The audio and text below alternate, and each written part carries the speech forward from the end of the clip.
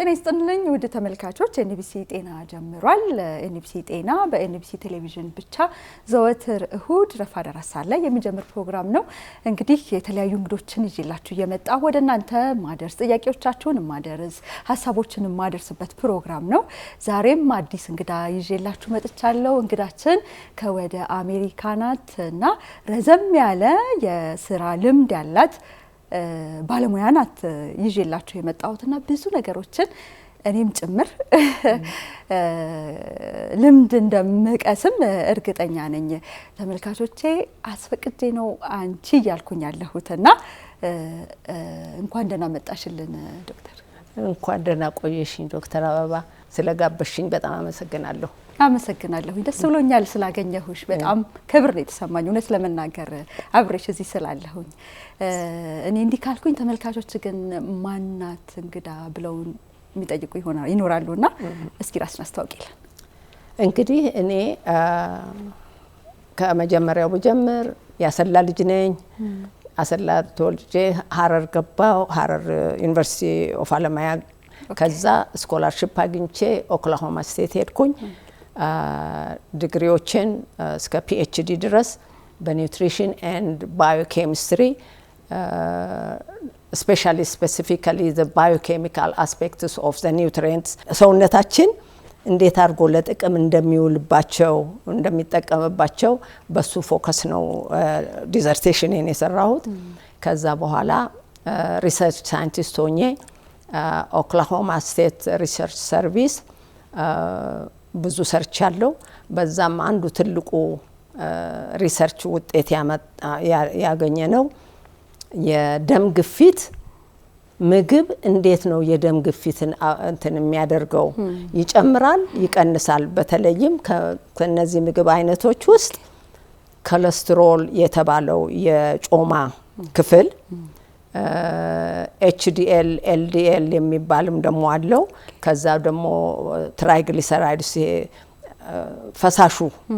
ፈሳሹ ጮማ እንዲሁም ጨው እነዚህ ነገሮች እንዴት አድርገው ነው ደም ግፊትን የሚያሻሽሉት ወይ የሚያባብዙት የሚለውን አጥንተን ፐብሊሽ አድርገናል። ሪዘልቱ ውጤቱም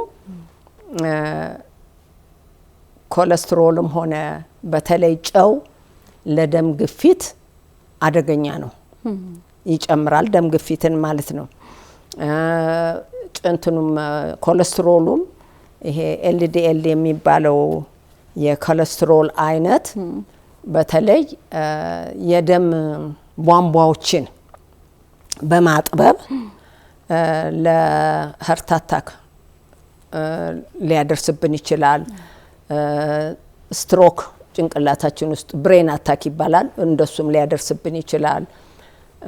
ይሄንን እንደሚያደርግ ትራይግሊሰራይድ የተባለው የሚያምጮማም እሱም አፌክት እንደሚያደርገው አንድ እሱን ያየነው። ሁለተኛ ያገኘነው በሴቶችና በወንዶች መካከል ልዩነት አለ። እነዚህ አሁን የተናገርኳቸው የምግብ ክፍሎች ወንዶችን እና ሴቶችን በአንድ አይነት መንገድ አይደለም አፌክት የሚያደርገው። ሶስተኛ በጥቁሮችና በነጮች መካከል ወልሶ ጥቁሮችን ነጮችን አፌክት የሚያደርጓቸው በተለያየ መንገድ መሆኑን አግኝተን አሳትመነዋል።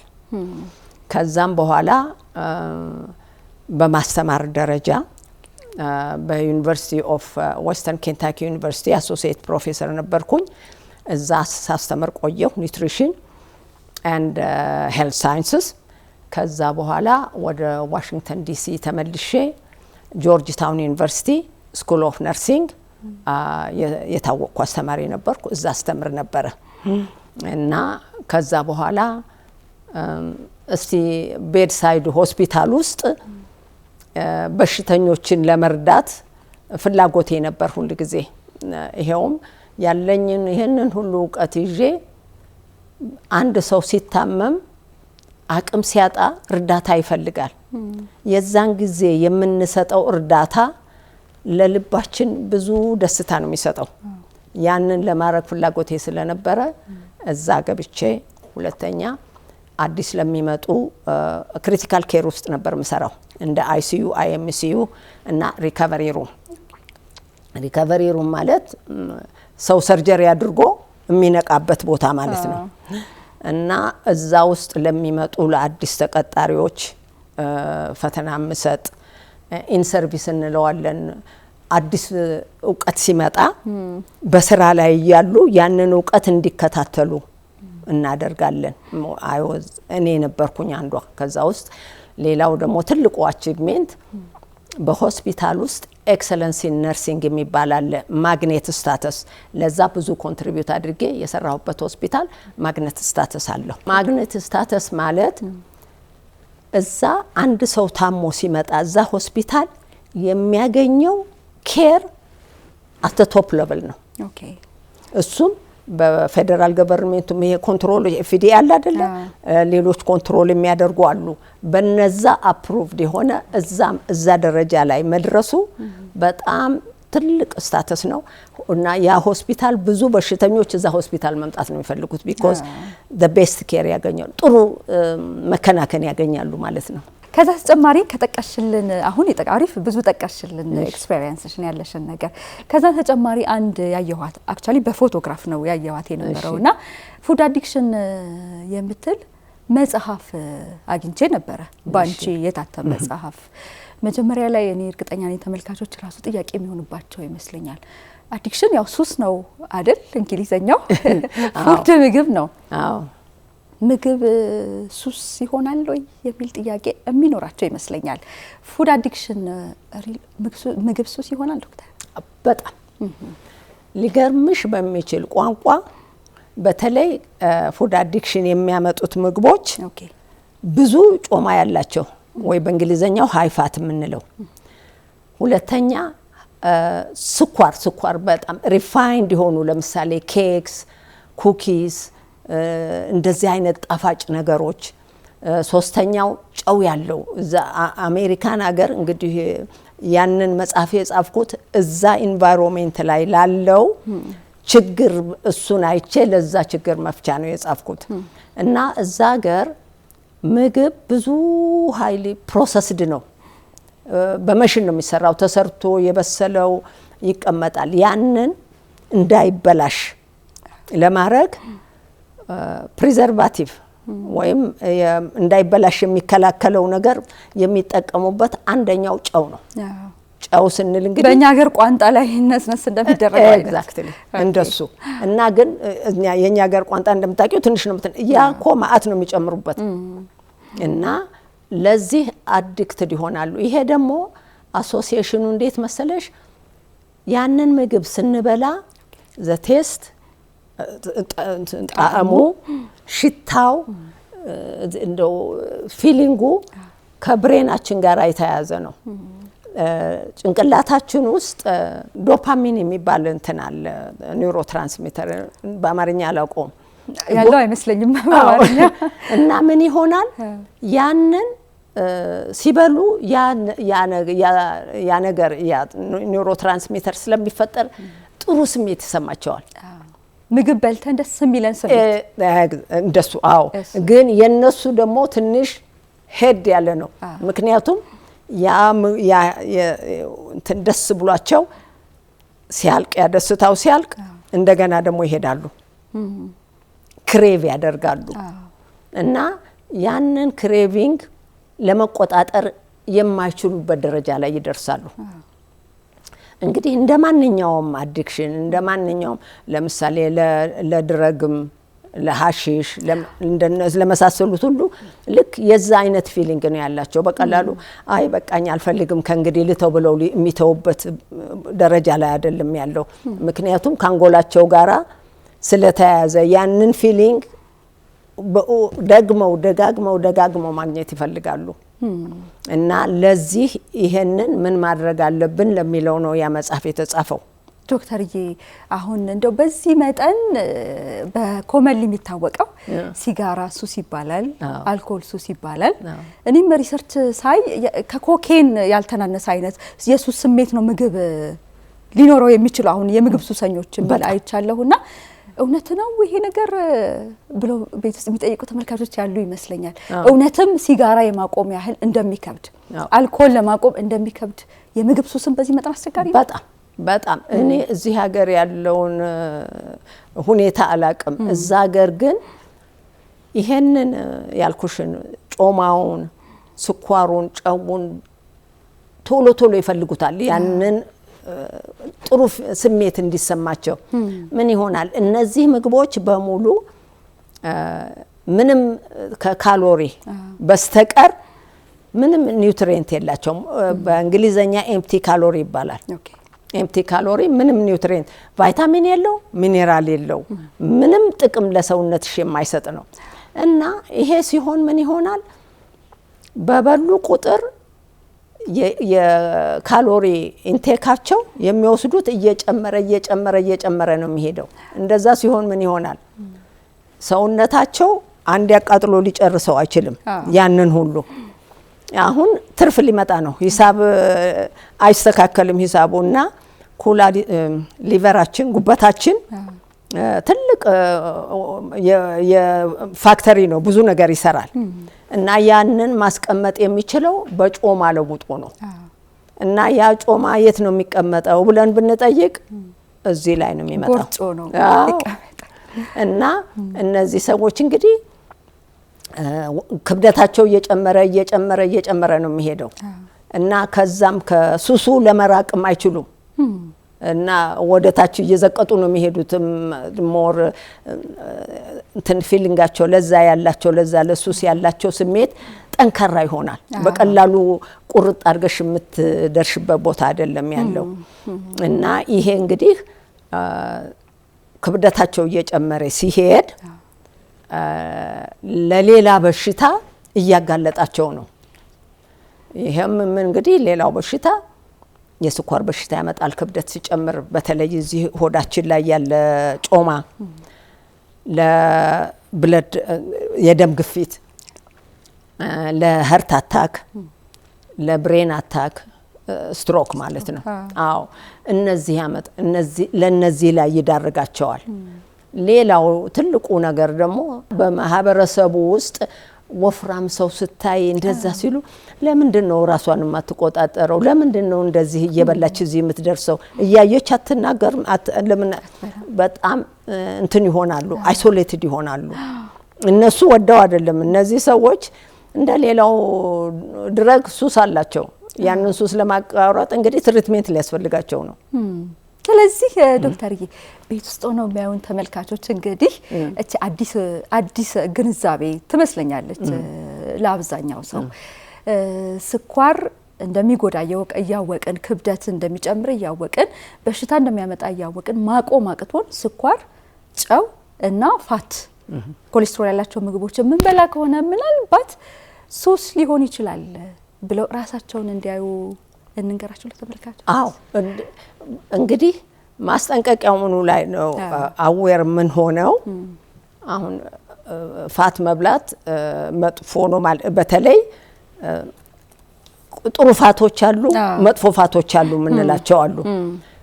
እነዛን መብላቱ መጥፎ ነው ማለታችን አይደለም። ነገር ግን አሁን በልተን እንደገና ደግሞ ከ2 ከ3 ወይ half an hour እንደገና ያችን ኬክ ብጨምር እችን እንትን ብበላ ምን ይሄ that should ring an alarm bell in their head እንደሱ የሚል ነገር ስሜት ካመጣቸው አሁን እንደገና ደግሜ አንድ ሌላ piece of croissant ልብላ፣ አንድ piece of fried chicken ወይም ደግሞ ፍሬንች ፍራይስ ብዙ ዘይት እየፈላ ድንቹን እንትና አድርገሽ እዛም እሱ በጣም አዲክቲቭ ነው፣ ሱስ ያመጣል።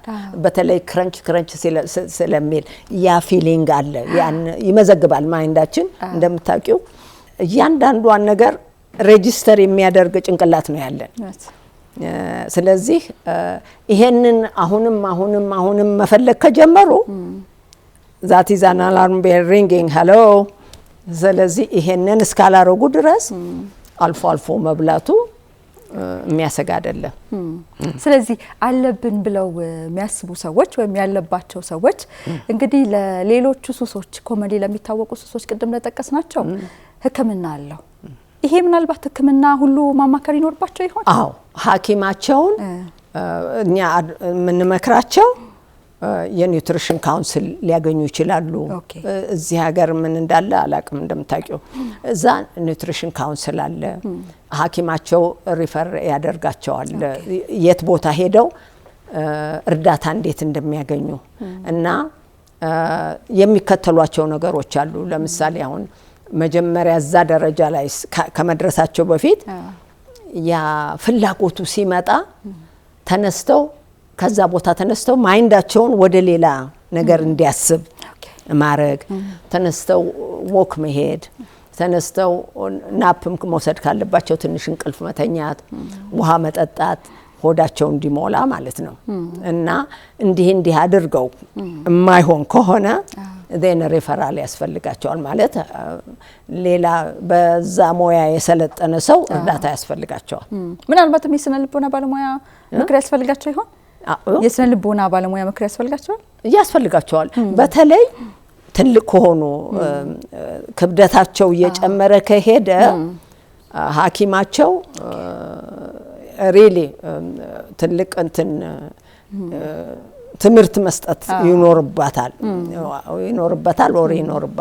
ምክንያቱም እነዚህ ሰዎች እንደዚህ ከቀጠሉ ቅድም እንዳልኩት የደም ግፊት ይይዛል። የደም ግፊት ከመጣ ደግሞ እንደምታውቂው የጭንቅላት ስትሮክ ያመጣል፣ ሀርት አታክ ያመጣሉ፣ ዲዚነስ አለ፣ አይናቸው ማየት አይችልም፣ ራስ ምታት አለ። ይሄ ሁሉ ስላለ እዛ ደረጃ ላይ ከመድረሳቸው በፊት ሐኪሞቻቸው ምክር መስጠት አለ ወዴት እንደሚሄዱ እነዚህ ሰዎች። ጥሩ ተመልካቾች ደግሜ እንደገና እችን ሀሳብ መጥቀስ እፈልጋለሁኝ። ልክ እንደ ሲጋራው እንደ ኮኬኑ ያለ የአዲክሽን ወይም ደግሞ የሱስ ለውጥ ነው በጭንቅላታችን ውስጥ የሚኖረውና ተመሳሳይ ነው የሚሆነው። ፓዝዌዩ ራሱ ተመሳሳይ ነው አይደለ? በጣም ሲጋራ አጫሽ የሚኖረው የጭንቅላት የኒውሮትራንስሚተር ለውጥ ነው ምግብ አዲክሽን ላይ የሚኖረው። አዎ የምግብም እንዳልሽው ፓዝዌው እንግዲህ በአማርኛ ፓዝዌው ምን እንደሆነ ሂደቱ እንበለው። አዎ ሂደት ሂደቱ አንድ ነው። ኒውሮትራንስሚተርስ የሚባሉ እነ ሰራቶኒን እነ ዶፓሚን አሉ። እነዛ ያንን ሲፈልግ ክሬቭ ሲያደርግ ያንን ሲበላ ያ ነገር ስለሚመጣ እፎይ ብሎ ተመስገን ብሎ ደስ ይለዋል። ሲጋራም የሚያጠሰው እንደዛው ባለ ሐሽሹም ያችን ሲያጨስ እንደዛው እና ኢምፓክቱ በጭንቅላታችን ላይ ከምግቡም ሆነ ከሲጋራም ሆነ ከድረጉም ሆነ የሚሰጠን ኢምፓክት የሚሰጠን ፊሊንግ ሞር ኦር ሌስ የተመሳሰለ ነው። አዎ ጥሩ ተመልካቾች እስኪ ራሳችሁን እዩትና ቤት ውስጥ የምታዩን ተመልካቾች እውነትም እንደዚህ ያለ ችግር አለብኝ የምትሉ እስኪ ከስር በምትሄደው ስልክ ቁጥር አጭር የጽሁፍ መልእክትን ላኩልን። ወደ ቅድም ወደ አነሳሽልኝ ሀሳብ ልመጣ ነው። እሺ ስለ ሪሰርችሽ ጉዳይ በተለይ ደግሞ ምን መገባቸው ምግቦችና የደም ግፊት ቀጥተኛ የሆነ ትስስር እንዳላቸው ነው ያንቺ ሪሰርች የሚያሳይ የነበረው። ስለዚህ አሁንም እርግጠኝነት ተመልካቾች ምንድናቸው እነዚህ ምግቦች እንዴት እናድርግ የሚል ጥያቄ የሚያነሱ ይመስለኛል። እችን ትነግሪናለሽ ከእረፍት ስንመለስ። ተመልካቾች በተለይ ስለ ምግቦች አመጋገብ ነው ዋናው እንግዲህ እኛን የሚሰራን ብለን አይደለም እናስበው። እኚህን ነጥቦች ከሪሰርቿ ጋር ከጥናቷ ጋር ያይዛ ዶክተር ትነግረናለች። ካፍታ ቆይታ በኋላ ተመልሰን እንመጣለን። አብራችሁን ቆዩ። ካፍታ ቆይታ በኋላ ተመልሰን መተናል። ተመልካቾች ግፊትና አመጋገብን ደግሞ በስፋት ልናይ ነው ዶክተርዬ። ቅድም መግቢያችን ላይ ከጠቀሽልን መካከል ኮሌስትሮል መመገብ ለግፊት ህመም እንደሚያጋልጥ ጥናትሽ አሳይቷል ብለሽናል። ምን አይነት ፕራክቲስ ያለው መሰለሽ በእኛ ሀገር ኮሌስትሮል እንደዚህ አይነት ችግር ስለሚያጋልጥ ጫው ቅቤ ሙሉ በሙሉ ማቆም፣ ስጋ ሙሉ በሙሉ ማቆም ምናምን አይነት ነገሮችን አያለሁኝ። ምንድነው ይሄ ኮሌስትሮል ማለት የሚለው ጋር ጀምሪልንና እውነት መብላት የሌለብን የትኛውን ነው የሚለውን። ኦኬ ኮሌስትሮል የሚባለው ከጮማ ከቅቤ እንደውም አንዱ ሶርስ ምንድነው አንዱ ሶርስ ቅቤ ነው ለኮሌስትሮል። እንቁላል ለምሳሌ አንድ ጀስት ትንሽ የምታያት እንቁላል ትንሽ ነች ብለሽ የምትንቂያት 300 ሚሊ ግራም ኮሌስትሮል አለው። ኦኬ ስለዚህ ይሄ ኮሌስትሮል ለሰውነታችን አስፈላጊ ነው። በሰውነታችን ውስጥ ሆርሞኖች አሉ። ኤስትሮጂን፣ ፕሮጀስትሮን፣ ቴስቶስትሮን የሚባሉ ሆርሞኖች እነዛ የሚሰሩት ከኮሌስትሮል ነው። አስፈላጊ ነው። ነገር ግን በጣም ኤክሰሲቭሊ ስንበላ የት ሄዶ ነው ዲፖዚት የሚሆነው? ደማችን አርተሪውና በተለይ አርተሪ ውስጥ ነው። አዎ እዛ በሚገባበት ጊዜ አርተሪው የደም ማስተላለፊያው ቧንቧው ውስጡ በጣም ስሙዝ ነው እና ይሄ ኮሌስትሮል በሚገባ ጊዜ ኢንፍላሜሽን ይቆጣል። መቆጣት ነው ኢንፍላሜሽን። መቆጣት እና ከዛ ካልሲየም በደማችን ውስጥ ደግሞ እነዚህ ሚነራሎች አሉ እንደ ካልሲየም፣ እንደ ማግኔዚየም፣ ፖታሲየም፣ ሶዲየም እነዚህ ሁሉ አሉ አስፈላጊ። እኔም አንቺም ቁጭ ብለን የምናወራው የምንነጋገረው እነሱ ነገሮች በስነ ስርዓት ስለሚሰሩ ነው። ያ ኮሌስትሮል ከነዛ ጋር ሲገናኝ ምን ይሆናል መሰለሽ? አርተሪውን ውስጡን ስሙዝነቱን ያጠፋዋል እና ስሙዝ ሳይሆን ሲቀር ደሙ በግፊት ሲመጣ እዛ አርተሪው ወል ላይ ግርግዳው ላይ ደም ክሎት መቆም ይጀምራል። በደንብ ስሙዝሊ ሹዋ ብሎ አይሄድም። ያ ምን ይሆናል? የፕላኩ እየጨመረ ሲሄድ የአርተሪው እየጠበበ ይሄዳል። እየደደረ ይመጣል ማለት ነው ውስጡ። ውስጡ በቃ አሁን እዚህ ጋር ስጨምሪበት ከዚህ ጋር ስጨምሪበት ምን ይሆናል? እየጠበበ ነው የሚሄደው። እንደዛ ሲሆን አሁን ልባችን በሚመታበት ደም በሚያሰራጭበት ጊዜ በኃይል ነው ኖርማል ብለን የምንወስደው እኛ ስታንዳርድ ነው ብለን የምንወስደው 120 በ70 ነው። አሁን እንደዛ ከጠበበ የአርተሪ ያ ደም በ120 ሚሊ ሜትር ግፊት ሊሄድ አይችልም። ስለዚህ ምን ይሆናል? ይጨምራል። እና ሲጨምር that's when የደም ግፊት እንግዲህ ኮሌስትሮል አሁን የደም ግፊት እንዴት እንደሚያመጣብን ኮሌስትሮል ብቻ ሳይሆን የተለያዩ ፓርቶች አሉት። ኮሌስትሮል ፋቱ ኮሌስትሮል ቶታል ኮሌስትሮል የምንለው አለ። ቶታሉ እንግዲህ ኤችዲኤል ወይም ጉድ ኮሌስትሮል የምንለው ነው። ጉድ ኮሌስትሮሉ ምን ያደርጋል መሰላችሁ? ያን ኤልዲኤሉን መጥፎውን ኮሌስትሮል ጥርግርግ አድርጎ ወስዶ ወደ ሊቨር ያስገባዋል። ሊቨር ደግሞ ቀደም እንዳልኳችሁ ጥሩ ፋክተሪ ነው። በትንትን ያረግና መውጣት ያለበትን ያስወጣል፣ መቅረት ያለበትን ያስቀራል። እና በዛ በሪሰርች ላይ የሀርት አታክ ቻንሱን ካልኩሌት የምናደርገው ያደረግነው በሱ ነው። የሀርት አታክ ቻንስ ካልኩሌት የሚደረገው ቶታል ኮሌስትሮሉን በኤችዲኤል ማካፈል ነው። አሁን ለምሳሌ ድሮን የተማሪ ሆኜ 300 ሚሊ ግራም የብለድሽ የሴረም ኮሌስትሮል 300 ቢሆን ኖርማል ነበረ። ግን በጥናት እየተደረሰበት ሲሄድ ዛት ወዘ ኪለር ገዳይ ነበር። እና አሁን ለሰይ 200 ነው። 200 ብናረግ 200 ቢሆን ቶታል ኮሌስትሮሉ ኤችዲኤሉ 50 ቢሆን ጀስት ለማካፈል እንዲቀለኝ ብዬ ነው። እና 200 በ50 ብናካፍለው አራት normal or average chance of having a heart attack in a lifetime is about 3.5. አራት ያለው እንግዲህ ሞር ቻንስ አለው ማለት ነው heart attack ለመያዝ። ስለዚህ ማረግ የምንችለው ዳይታችንን ሬጉሌት አድርገን ለምሳሌ ቅባት በሙሉ አትብሉ ማለት አንችልም። ቅባት አስፈላጊ ነው ቀደም እንዳልኩት። we need cholesterol ለሆርሞኖች ብቻ ሳይሆን ቫይታሚን ዲ የሚሰራው ከኮሌስትሮል ነው። 7 ዲሃይድሮኮሌስትሮል የሚባል አለ ደማችን ውስጥ ሰርኩሌት የሚያደርግ ፀሐይ ላይ ስንወጣ ያ 7 ዲሃይድሮኮሌስትሮል ወደ ቫይታሚን ዲ ይለወጣል። ቫይታሚን ዲ ደግሞ በጣም ኢምፖርታንት ነው። ለምን? ካልሲየም ከአንጀታችን ውስጥ ምግብ በልተን ከአንጀታችን ውስጥ ወደ አጥንታችን ወደ ውስጥ መጀመሪያ ወደ ደም ውስጥ እንዲገባ የሚሰራው ካልሲየም ባይንዲንግ ፕሮቲን የሚባል አለ። ከቫይታሚን ዲ ጋር ነው የሚሰራው እና እሱም ደግሞ ይሄ ከሌለ ኪድኒያችንንም ኩላሊታችንንም አፌክት ያደርገዋል። ዊዛውት ሜዲካል አስፔክት ውስጥ ልገባ አልፈልግም፣ ሰውን ኮንፊውዝ እንዳደርገው አልፈልግም። ይገባኛል።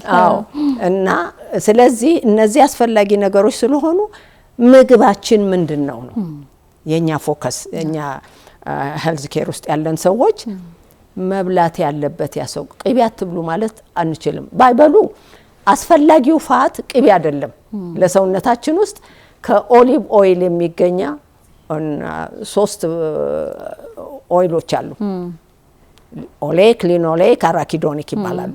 እነሱ ናቸው። እነሱን ደግሞ ከቅቤ አይደለም እናገኛቸው። ቅቤ ባንበላ ለጤንነታችን ጥሩ ነው፣ መጥፎ አይደለም። ቅቤ መጥፎነቱ ምንድነው? ሳቹሬትድ ከሆነ እንግዲህ ሳቹሬትድ ማለት ኬሚስትሪ ውስጥ ብገባ ኮንፊውዝ አደረጋቸው ይሆናል። በተወሰነ ደረጃ የሆነች ነገር ነካል። ሳቹሬትድ ማለት የሚያስፈልጋቸው ኤሌክትሮኖች በሙሉ ዛሉ ሙሉ ነው። እሱ የኮሌስትሮል ሶርስ ነው እና ቅቤ ጥሩ የማይሆነው በዛ ምክንያት ነው። ግን ሙሉ በሙሉ አቁሙ ቅቤን እንላቸዋለን አንልም። እንዳልኩት የተወሰነ እንደው ድሮ እኔ ልጅ ሆኜ ቅቤ ባፍንጫ ይጠጣ ነበር አለ አይደለ? በቅቤ ብዙ ነገሮች ቅቤ እንደዛ መብዛት የለበትም። ሁሉ ጊዜ እኔ ሳስተምርም ሆነ ለበሽተኞች ስነግር ምንድነው የምለው? በሞዴሬሽን ምንድነው በአማርኛ? መጠነኛ ጎሽ እግዚአብሔር ይባርክሽ። በመጠነኛ አድርጉት ነው።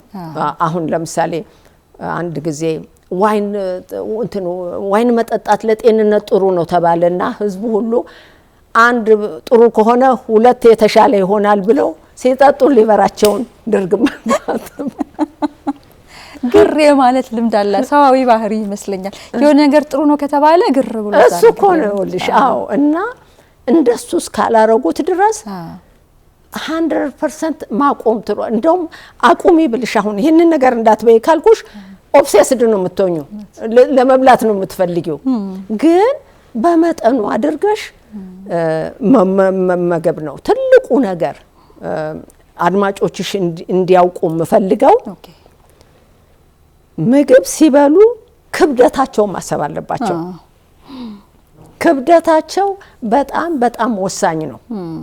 ምክንያቱም ብዙ የበሉ ከሚያስፈልጋቸው በቀን ለመንቀሳቀስ ለመስራት ለሚያደርጉት ነገር ከሚያስፈልጋቸው በላይ ከበሉ አቶ ጉበት በሙሉ ወደ ጮማ ነው የሚለወጠው። እና ይሄንን አስበው የተመጣጠነ ምግብ መብላት አለባቸው። የተመጣጠነ ማለት ጮማውንም ቀነስ አድርገው ቅቤውንም ቀነስ አድርገው በተለይ ብዙ አትክልት፣ ፍራፍሬ ይሄንን ባላንስ አድርገው ቢበሉ ጤንነታቸው ይጠበቃል። ያንን ምግብ ተውኩ ለምን ተከለከልኩ ብለው ያ ስሜት አይኖራቸውም። አሁን ኤሺያኖች የሩቅ ምስራቅ ሰዎች ቬጂቴሪያንስ ናቸው። ቬጂቴሪያን ስለሆኑ የክብደት ችግር የላቸውም። ምክንያቱም ቬጂቴብልስ ቅጠሉም ድንቹም ሁሉም ቬጂቴብል የተባሉት ጥራጥሬውም ፋይበር የሚባል ነገር ስላለው ካሎሪው ከዛ ውስጥ የሚገኘው ካሎሪ ትንሽ ነው። አንድ ግማሽ ኪሎ ወይም ሩብ ኪሎ ስጋ አንድ ሰው ቢበላ እና አንድ ድስት ሙሉ ቬጂቴብል ምንድነው አታክልት ቢበላ ካሎሪው 1/10ኛውንም አይሆን ይዛ። ስለዚህ ይሄንን ሞር በርከት አድርገው ወደ ቬጂቴብሉ ወደ ጥራጥሬው ቢሄዱ ፋይበሩ ይዝላቸዋል። ሁለት ፋይበር ሌላው ትልቁ ጥቅሙ ምን መሰለሽ? ኮንስቲፔሽን ድርቀት ድርቀት ይከላከላል። ሁለተኛ ማይክሮባዮምስ የሚባሉ አሉ። አሁን አንጀታችን ውስጥ ያሉ ባክቴሪያዎች፣ ፈንገሶች ብዙ ፍሬንድሊ ይባላሉ። ለሰውነታችን ጥሩ ነገር የሚሰሩ ናቸው። መኖር ያለባቸው የሚጠቅሙን።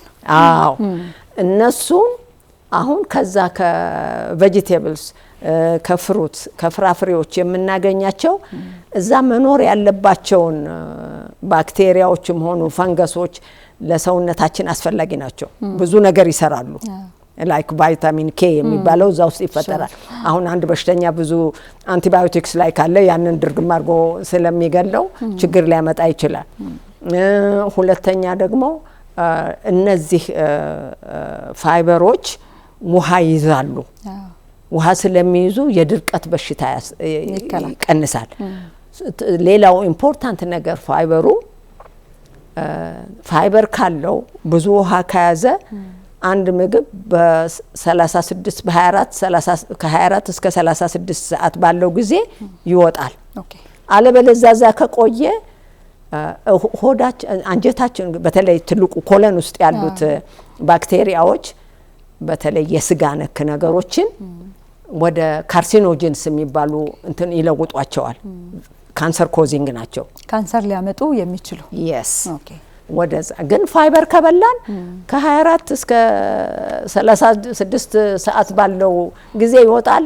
ባክቴሪያው ጊዜ የለውም ያንን እንትን ሊያደርግ እና ፕሮባዮቲክ ፕሪባዮቲክ የሚባሉ እነዚህ የሚጠቅሙንን ነገር ስለዚህ ቬጂቴብል አታክልት ፍራፍሬ ጥራጥሬ መብላት ብዙ ጥቅም አለው።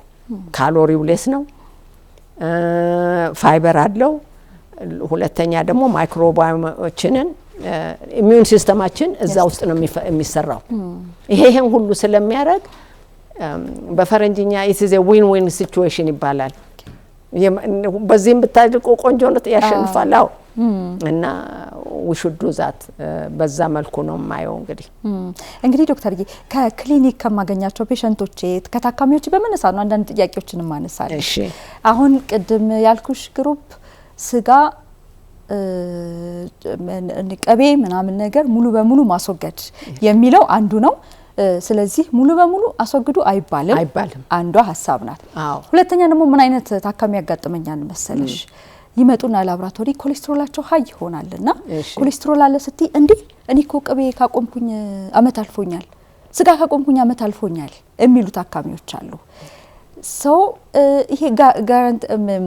ይሄ ቅቤውን ማቆማችን ስጋውን ማቆማችን ሌላውን ነገር ካላስተካከልን ከኮሌስትሮል ነፃ ያደርገናል? አያደርገንም። እሷን ንገሪኝ እስቲ። አዎ ለምን መሰለሽ ተፈጥሯችን ሰውነታችን ኮሌስትሮል ይሰራል። እንደውም አንዳንድ እኔ ያጋጠሙኝ በሽተኞች ኮሌስትሮል ኤንዛይሙ የሌላቸው አሉ። ኤንዛይሙ ከሌላቸው ማለት ያንን የሚያጣራው ሜታቦላይዝ እንዲደረግ የሚያደርገው ኤንዛይም ከሌለው ኮሌስትሮሉ በደም ውስጥ ተሸሸ ገዳሜ ወደ ላይ ወደ ታች ነው እና የግዴታ ለነዚህ ሰዎች መድኃኒት መስጠት አለብን። እና ኮሌስትሮል ከቅቤ ብቻ አይደለም ከስጋ ብቻ አይደለም ከሌላው ከምንበላው ምግብ ሁሉ ይሰራል። ነገር ግን ቅቤና ስጋ ሬዲ ሜድ ኮሌስትሮል ስንበላው ዱብ እዛው ይገባል ስለሚያደርግ ነው እንጂ አዎ እና ስለዚህ በሽተኞችሽ ስለማያውቁት ነው እንጂ ያንን መተው ብቻ አይደለም ማስተካከል ያለባቸው አበላላቸው በደንብ የተስተካከለ ምግቡ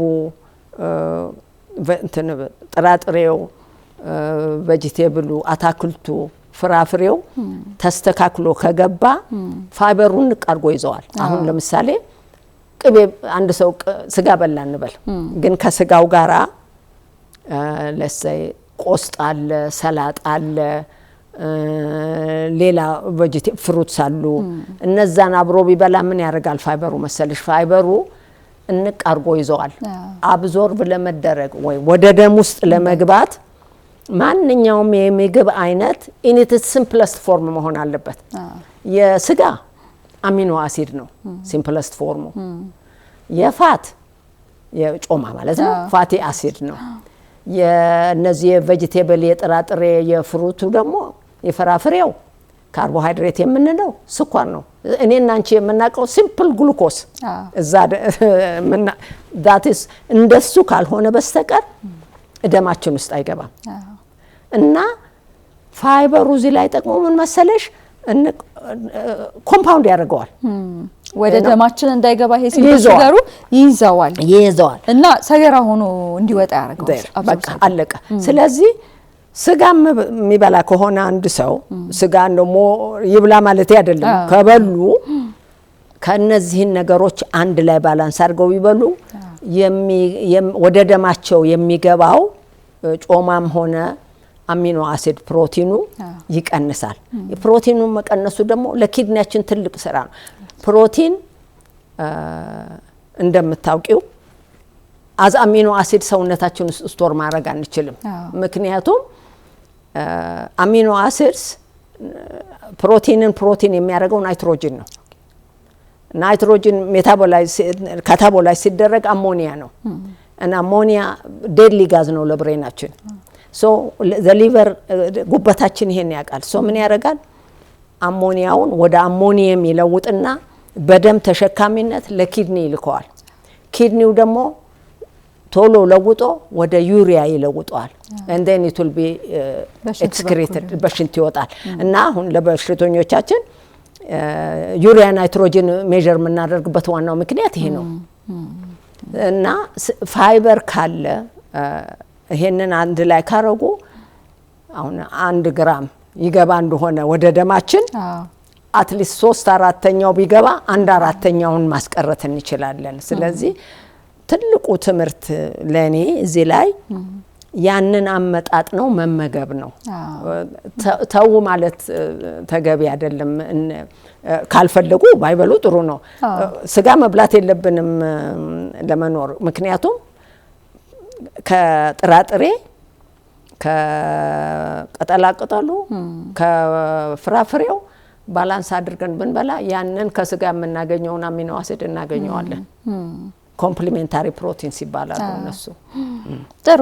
ስለዚህ ራሱ ሰውነታችንም ስለሚሰራው ጭምር አንድ ሰው ቅቤውን አቁሞ ስኳሩን ቢበላ ያ ስኳር at the end of the day ኮሌስትሮል መሆኑ አይቀርም የምትለዋ በደንብ መታወቅ አለባት። ብዙ ጊዜ እዚህ ጋር እንትን ስላለ ጋፕ ስላለ ነው እንትን ላይ ታካሚዎቻችን ጋር ስለማይ ስኳሩን ያላቆመ ሰው ቅቤውን ማቆሙ ጮማውን ማቆሙ ትርጉም የለውም ምትለዋን ተመልካቾች በደንብ የሚይዙልኝ ይመስለኛል።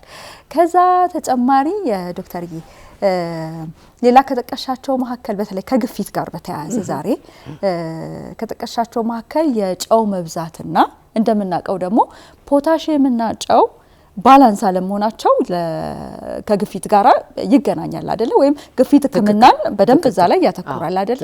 እስኪ እነሱን ሐሳቦች ነገር በተፈጥሮ እግዚአብሔር አታክልቶቹንም ፍራፍሬዎቹንም ሁሉንም ሲሰራ በተፈጥሮ ብዙ የምናገኘው ፖታሲየም ነው። አሁን ግን እኛ ሰዎች ተፈጥሮውን ያንን የፖታሲየም ብዙ ነው፣ ሶዲየም ሌስ ነው በተፈጥሮ። አሁን ግን ስንበላ ጨዋችንን እንነሰንሳለን፣ በዚህ ጋር እናደርጋለን። ስንነሰንስ ሬሽዮውን አለዋወጥ ነው። የሶልቱን ሃየር አደረግነው፣ የፖታሲየሙን ሎ አደረግነው፣ አገለባበጥ ነው። ስለዚህ ጨው በሄደበት ቦታ ሁሉ ውሃ ይሄዳል። ደማችን 75 to 80% ውሃ ነው። አሁን ጨው በልተሽ እንትን ሲልሽ ውሃ ይጠማሻል አይደል? that is to dissolve it። አሁን ጨው ብዙ ከበላን የግዴታ ውሃ መምጣት አለበት። ውሃውም ጨውም ደም ውስጥ ይገባሉ። አሁን ምን ይሆናል? የደሙ ቮሊዩሙ ይበዛል። ስለሚጨምር ምን ሆነ? ለልብ ትልቅ ስራ ነው የምንሰጠው። አሁን በ120 በ70 የሚገፋውን ደም አሁን በ120 ሊገፋው አይችልም። ቮሊዩሙ በዛ፣ ብዙ የደም መጠን ስለሚኖረው። yes ትክክል። እና ያ እንግዲህ ምን ያደርጋል?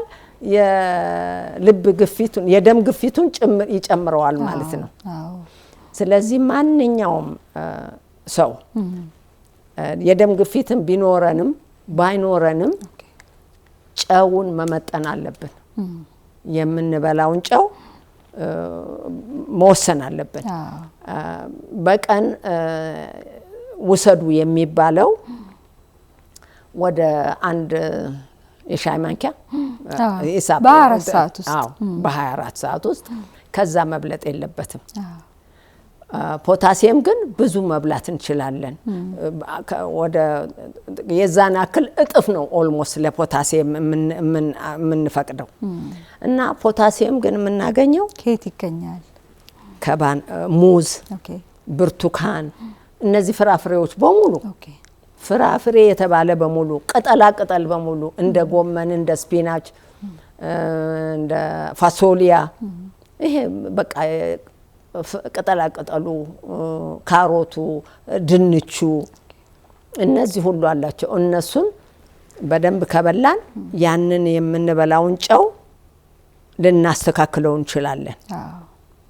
ስለዚህ ማንኛውም ሰው ይሄንን ተገንዝቦ ጨውን ወጣችንም ላይ ምግባችንም ላይ ስንጨምር በመጠኑ ከዛ ደግሞ አሁን ለምሳሌ እንጀራ በወጥ ብንበላ አሁን ጎመን ብንጨምርበት ድንች ያታክልት ወጥ ያታክልት ብንጨምርበት ፖታሲየሙን እንጨምራለን።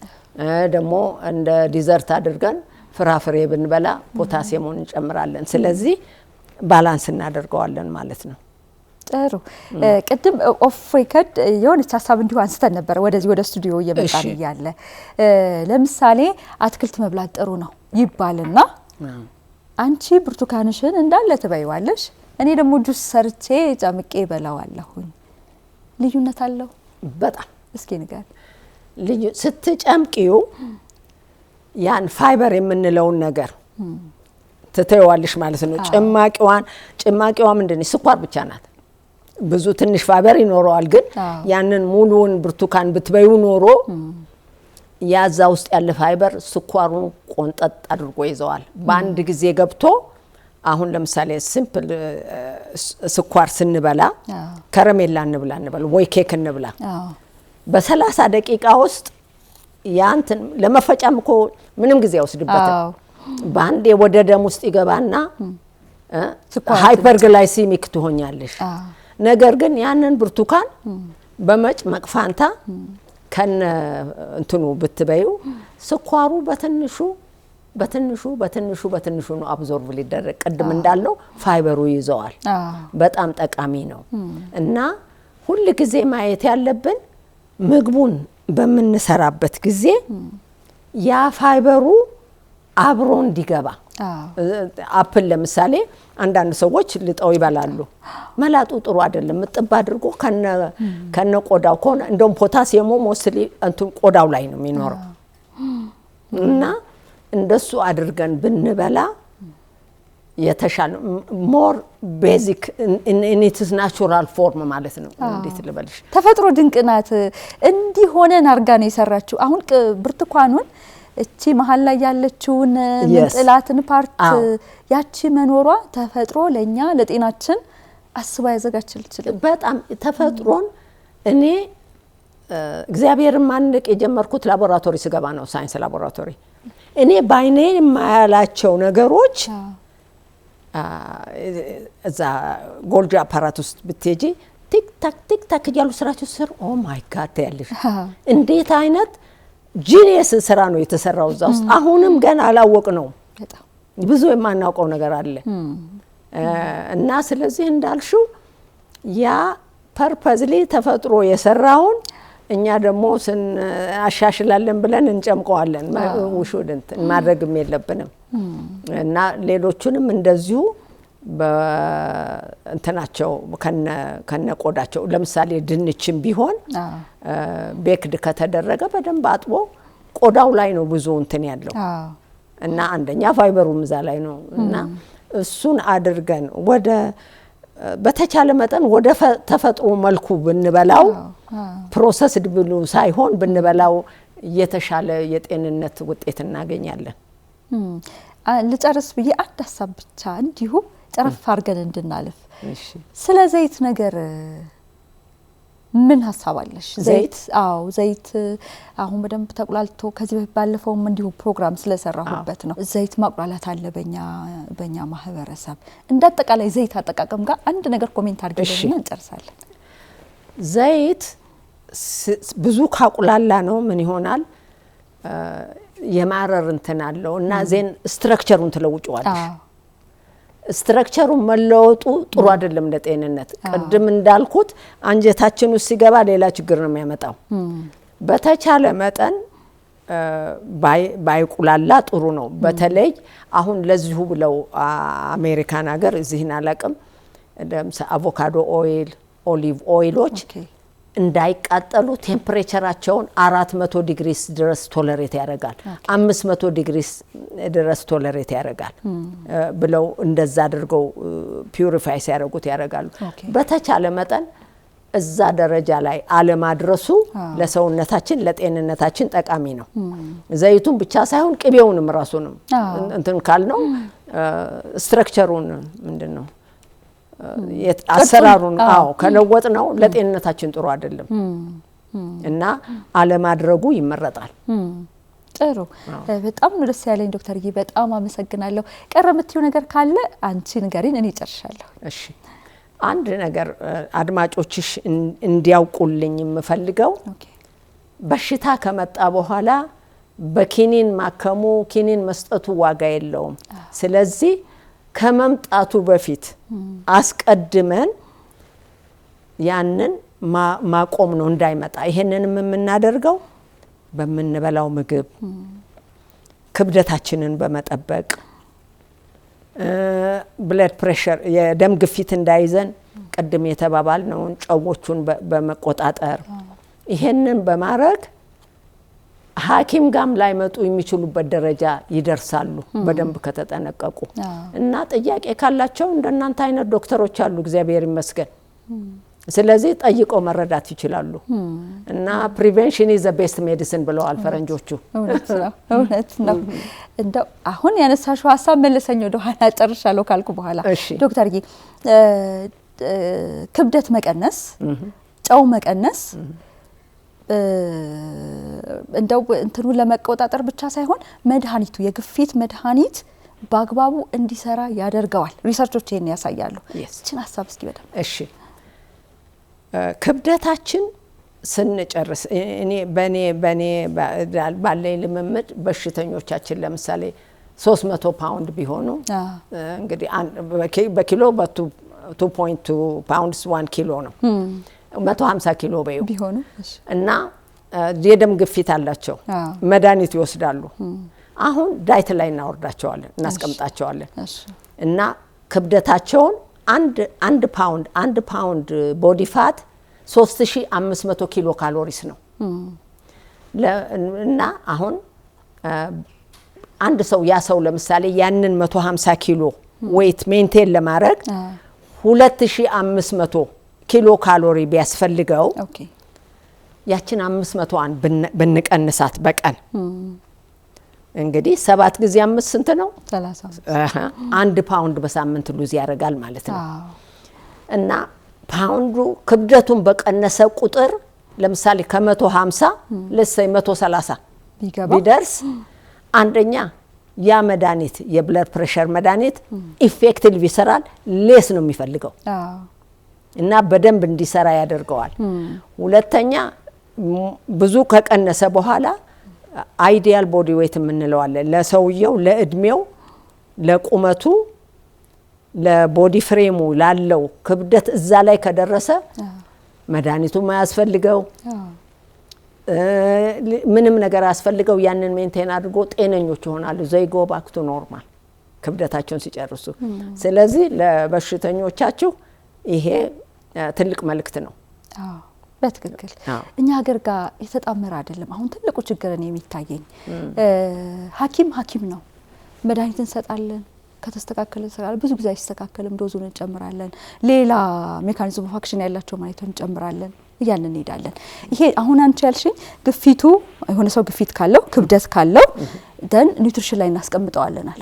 እኔ ሁሉ ጊዜ ይሄን ፕሮግራም መሰራበት ዋና ምክንያቴና በተለይ አመጋገብ ላይ ማተኮር የምፈልገው በእኛ ሀገር ደረጃ በፖሊሲ ደረጃ መቀየር ያለበት ነገር ተላላፊ ላልሆኑ በሽታዎች ሕክምናው መድኃኒት አይደለም። ሕክምናው አመጋገብን ማስተካከል ነው።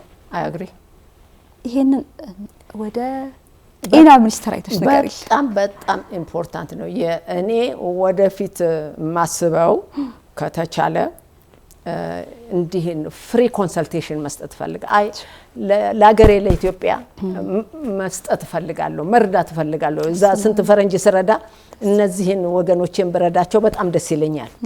እና አንዱ ማድረግ የምፈልገው እሱን ነው። ይሄን ፕሪቬንቲቭ አስፔክቱን በገቨርንሜንት ደረጃ የሚኒስትሪ ኦፍ ሄልዝ እንዲህ አይነት ፕሮቶኮል የምንፈልገው የምንከተለው መመሪያ ያስፈልገዋል።